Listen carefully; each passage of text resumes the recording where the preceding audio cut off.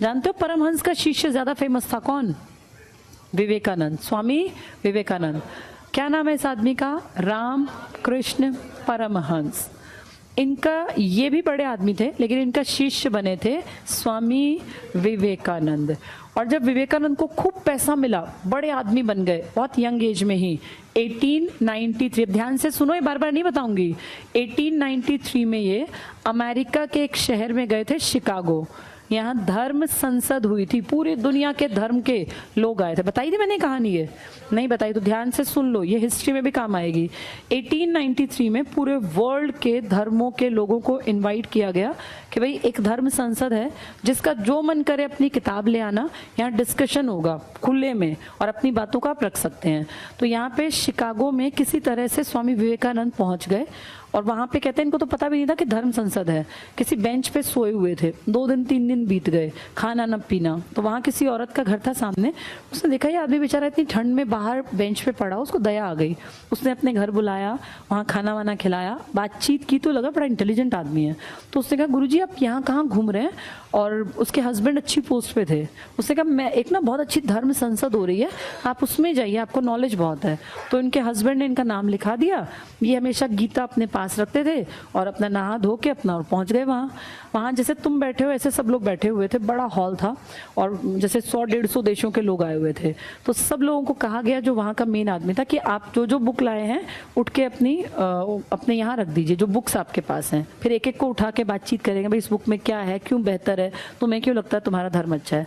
तो सबसे पहले विवेकानंद जी यंग थे, उठे और जाके अपनी किताब रखा है, गीता थी इनके पास। तो फिर एक एक करके सब आए, अपनी किताबें रखते चले गए।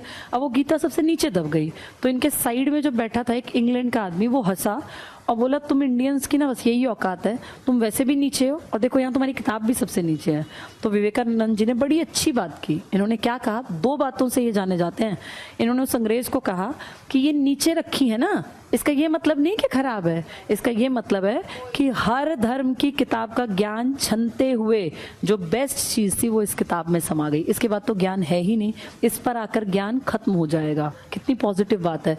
उस आदमी को कुछ सूझा ही नहीं कि मैं क्या करूं, उठ के दूसरी जगह चला गया, फिर बैठ गया कहीं और। फिर जब इनका नंबर आया तो एक एक करके बुला रहे थे।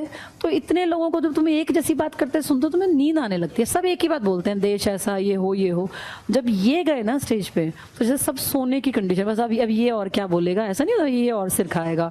लेकिन जैसे ही इन्होंने माइक पकड़ा, इनके स्टार्टिंग के वर्ड से, सब तो बोलते थे लेडीज एंड जेंटलमैन, इन्होंने कहा brothers and sisters of America. तो एकदम सबकी नींद खुली, क्योंकि ऐसा संबोधन कभी किसी ने दिया ही नहीं। भाई सब लोग लेडीज एंड जेंटलमैन ही संबोधित करते थे।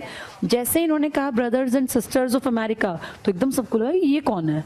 फिर सबने जब सुनना शुरू किया तो इस आदमी ने जितनी देर बोला, इतना अच्छा बोला, इतना बेहतर बोला कि सबको फील हुआ कि इंडियंस में बहुत नॉलेज है। और अगले दिन हर देश के अखबार ने लिखा कि हम बेवकूफ़ हैं जो हम इंडिया में अपने ये ईसाई धर्म के मिशनरीज को भेजते हैं कि ज्ञान दो, इन जितना ज्ञान तो दुनिया में किसी के पास है ही नहीं।